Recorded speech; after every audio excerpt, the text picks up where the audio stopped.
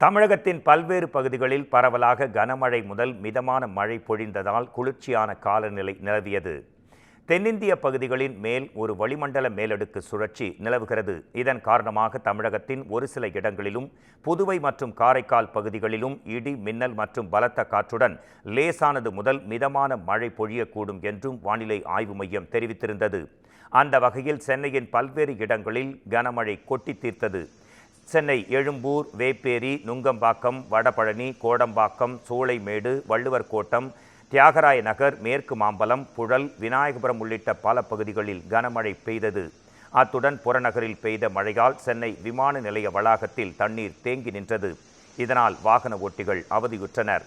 தொடர்ந்து சுற்றுலா தலமான நீலகிரி மாவட்டம் கோத்தகிரி மற்றும் அதன் சுற்றுவட்டார பகுதிகளில் இன்று காலை முதலே மேகமூட்டத்துடன் கூடிய காலநிலை நிலவி வந்த நிலையில் திடீரென்று பொழிந்த கனமழை காரணமாக சுற்றுலா பயணிகள் மிகவும் மகிழ்ச்சி அடைந்தனர். வேலூர் மாநகரம் மற்றும் அதனை சுற்றியுள்ள பல்வேறு பகுதிகளில் திடீர் மழை பெய்தது. வெயிலின் அளவு 2 நாட்களாக குறைந்திருந்தாலும் வெட்கையின் அளவு குறையவே இல்லை. இதனிடையே தற்போது பெய்த மழை சூட்டை தணித்திருக்கிறது. ராணிப்பேட்டை மாவட்டத்தில் சூறைக்காற்றுடன் கூடிய கனமழை பெய்ததால் பொதுமக்கள் மற்றும் விவசாயிகள் மகிழ்ச்சி அடைந்தனர். அவ்வகையில் அரக்கோணம், ஆற்காடு, வாலாஜா, ராணிப்பேட்டை உள்ளிட்ட பல்வேறு பகுதிகளில் தொடர் கனமழை பொழிந்தது. திருப்பத்தூர் மாவட்டம் ஆம்பூர் மற்றும் அதன் சுற்றுவட்டார கிராம பகுதிகளில் காலை முதல் வெயில் வாட்டிய நிலையில் ஆம்பூர், மிட்டாளம், பைரப்பள்ளி, அரங்கல்துருகம், கதவாளம் ஆகிய பல்வேறு கிராம பகுதிகளில் கருமேகங்கள் சூழ்ந்து கனமழை பெய்தது.